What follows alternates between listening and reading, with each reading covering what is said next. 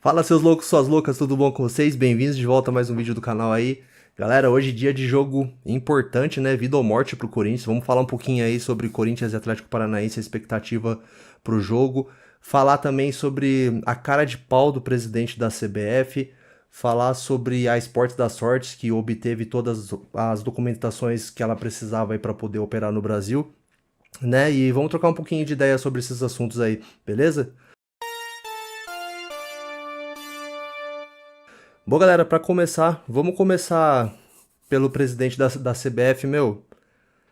É inacreditável a cara de pau, né? Também não dá para esperar muita coisa, né, de uma instituição como a CBF que a gente sabe aí, já os últimos presidentes aí foram todos, né, expurgados do cargo aí, seja por, vamos colocar aqui, né, acusações, né, de corrupção, né, que se falar que é por causa daquilo, a gente ainda, né, do jeito que esse país é, a gente ainda corre o risco de tomar um processo, alguma coisa, né. Então foram acusados, né, não tem nada provado, de corrupção, de assédio, enfim.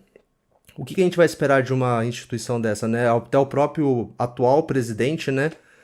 Esse cara de bolacha aí, ele chegou a ser afastado, aí numa canetada ele voltou para presidência. Então, infelizmente, a gente sabe bem como as coisas funcionam aqui, né? Ainda mais para favorecer, né, o time queridinho da nossa CBF aí, né?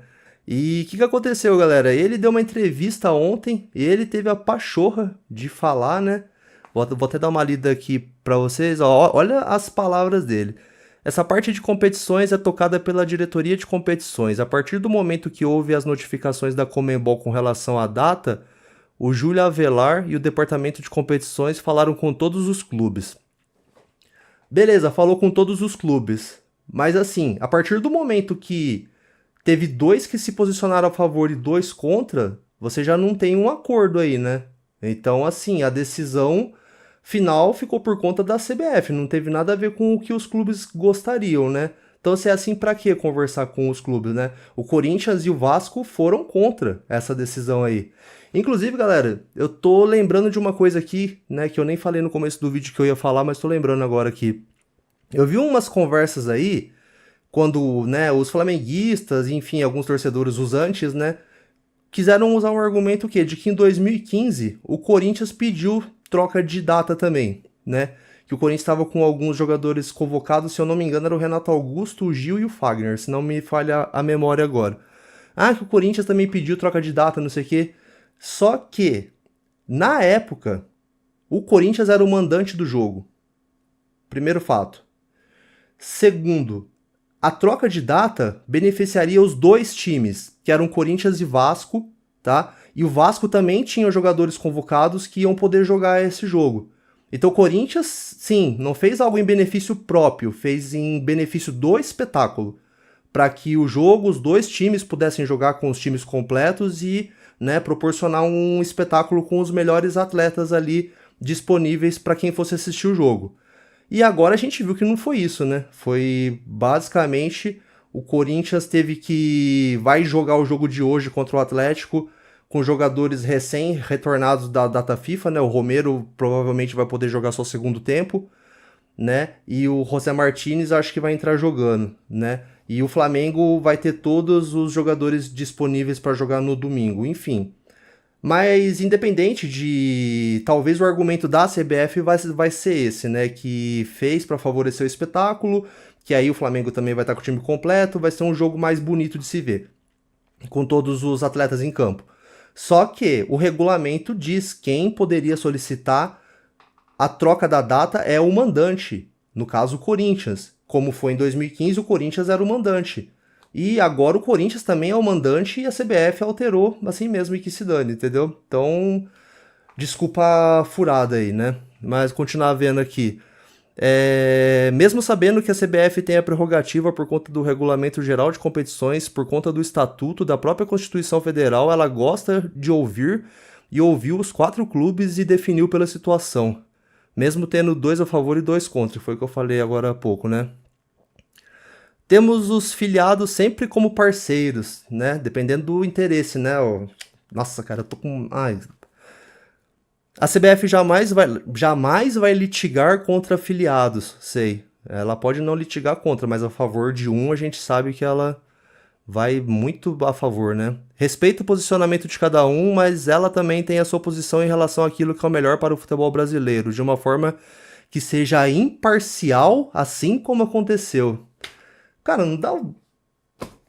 Tem coisa, quando a gente começa a fazer vídeo, tem coisa que a gente tem que se segurar pra não falar, porque, cara, meu Deus do céu, cara, como pode ser tão cara de pau? Mas é um posicionamento comum, né, galera? De dirigentes de futebol, de político, aquele discurso para inglês ver, que você tá vendo que não é o que ele tá fazendo, né? Foi uma decisão totalmente arbitrária, todo mundo concordou que o Corinthians e Vasco estavam certos nessa, o STJD, aliás, perdão, a CBF cagou, né? Tomou a decisão à revelia, dane-se o regulamento. Só que isso aí eu só quero ver. Abriu um precedente. Eu quero ver como que a CBF vai agir nas próximas vezes que algum clube tiver jogador convocado e pedir para adiar jogo. Que a gente guarde bem isso para não esquecer de cobrar nas próximas vezes e ver como que a CBF vai agir com outros clubes que não sejam o queridinho dela. Beleza?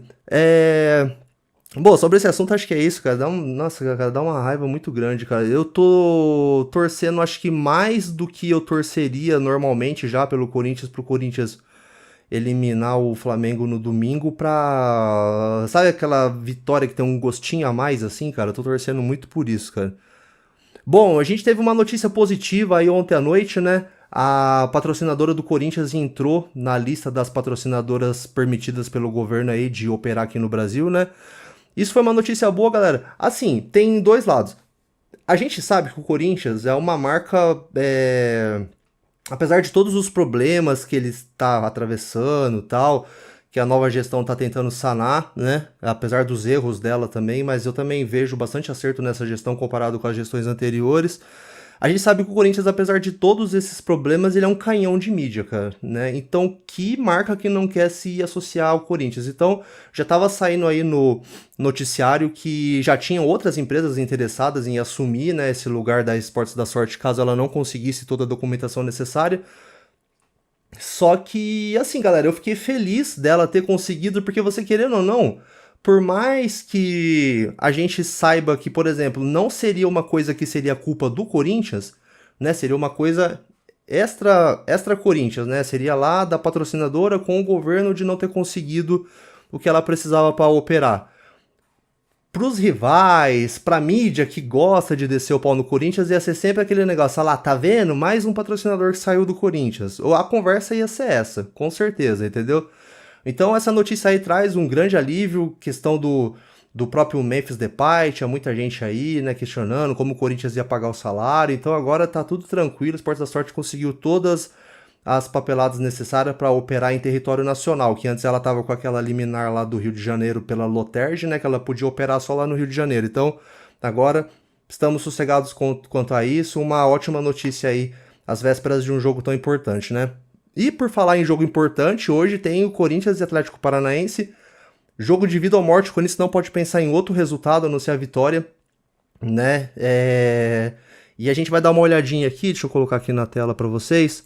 Né? O Corinthians, essa aqui vai ser a escalação provável, né? Hugo Souza no gol, Fagner na lateral. Eu não sei se é opção técnica ou por causa que o Mateuzinho vinha jogando bem os últimos jogos, né? Não sei se é questão de poupar o Mateuzinho pro domingo ou se preparar o Fagner para jogar no domingo, não sei, cara.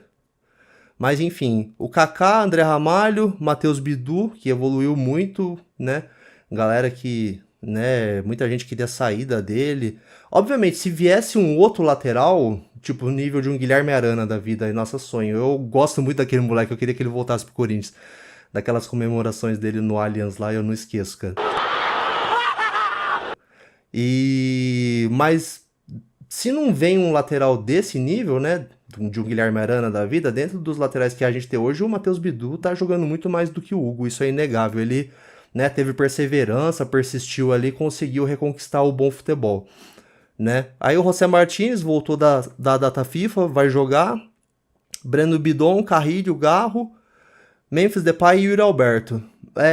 Eu tava vendo, galera, uns comentários a respeito do Romero. Assim, galera, eu acho que foi o Neto que falou isso daí, né? O Neto tem hora que ele fala umas coisas que. Ah, inclusive por falar em Neto, deixa eu falar pra você. Você que tá assistindo o vídeo aqui, tá chegando agora nesse canal aqui, eu tô preparando, além desses vídeos aqui de comentário, de notícia, de pós-jogos, eu pretendo fazer vídeos assim sobre os jogadores, dos times e tal. E já vou dar um spoiler aqui que o primeiro vídeo do canal vai ser sobre o Neto, tá? Galera, o vídeo eu tô trabalhando muito no vídeo, vai ficar um vídeo top, tipo um mini doc, digamos assim, né? Então se inscreve aí no canal pra você assistir quando o vídeo sair, tá? Eu tenho certeza que você que é corintiano, ainda mais se é da minha geração ali que viveu os anos 90, viu o primeiro título do Brasileirão, vai gostar muito do vídeo, tá?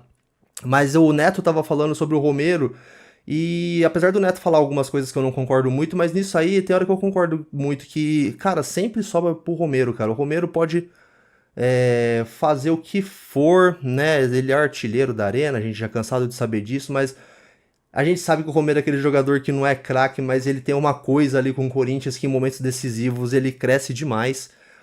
E sempre sobra pra ele, cara. Eu acho que um jogo como hoje, cara, eu não concordo, mano, do Romero sair do time, entendeu? Não sei se o Ramon se apega muito ao esquema, ele quer manter o 4-4-2. Não sei se daria pra ele jogar, por exemplo, num 4-3-3 nesse jogo e deixar o Romero, cara. O Romero vem fazendo por onde permanecer. Mas parece que com essa questão dele ser muito bonzinho, sabe? Ele sempre fala que é tudo. Eu amo esse lado dele. Ele fala que é em prol do Corinthians, ele deixa a vaidade dele de lado, falar assim: não, eu faço o que for pelo Corinthians, se precisar ficar no banco eu fico, se for pra jogar eu jogo, se for pra jogar 5 minutos eu jogo. Eu admiro muito isso no Romero, mas só que às vezes eu não sei, cara, se esse lado dele de ser muito bonzinho, todo técnico chega a falar: não, então tira o Romero, que se tirar o Romero ele não vai reclamar. Não vai dar polêmica, né? Não sei. O que vocês acham? Deixa nos comentários aí que eu gostaria de saber a opinião de vocês. Beleza? Bom, então é isso, galera. Tem esse jogo importantíssimo hoje. Não pode ser meio. Eu acho, particularmente, o meu palpite. Queria que vocês deixassem o de vocês no comentário também. Meu palpite é que o Corinthians vai ganhar hoje de uns 3-0. Eu ia falar 3-0 ou 3-1, mas eu vou. Vamos no 3-0, né? Mas se o Corinthians ganhar de meio a zero, tá? Se o Corinthians ganhar com gol contra, não importa, não existe outro resultado hoje, cara. Não existe, velho. Se o Corinthians quer. Se o Corinthians ganhar o jogo hoje, ele pode terminar a noite, né, fora da zona do rebaixamento. E a depender dos resultados dos próximos jogos, pode terminar a rodada fora da zona de rebaixamento, né? Isso aí, se uma vitória hoje não acontecer, cara, o anímico dos jogadores vai muito pra baixo. A gente viu como os jogadores ficaram incrédulos ali quando terminou o jogo contra o Inter, que era uma vitória certa, né? E aquela sensação, caralho, jogamos bem pra caramba, amassamos o Inter o jogo inteiro e não saímos com a vitória, como isso? Então começa aquela sensação de areia movediça, que você tá fazendo por onde, tá fazendo todo o seu esforço pra sair, mas você não consegue sair. Então esses resultados têm que vir, já era pra ter ganho contra o Inter, mas tomou aquele gol besta no final. E hoje não pode ter gol besta, não pode ter falha, tem que ganhar o jogo de qualquer jeito. Beleza, galera? Bom, é isso aí. Valeu pra você que assistiu o vídeo até aqui. Se você é novo por aqui, convida a se inscrever no canal aí. Como eu falei, é um trabalho que a gente tá começando agora, né? Eu pretendo falar muito sobre o Coringão aí, trazer muitos tipos de conteúdo variado, né? Resenha pós-jogo, vídeo de jogadores históricos, de jogos históricos. Eu tô com tanta ideia que não tem como eu falar tudo aqui. Então, eu gostaria de convidar vocês aí pra ir acompanhando. Beleza, galera? Valeu, um forte abraço e hoje à noite vai Corinthians, vamos que vamos. 3-0, hein? Tamo junto, até a próxima.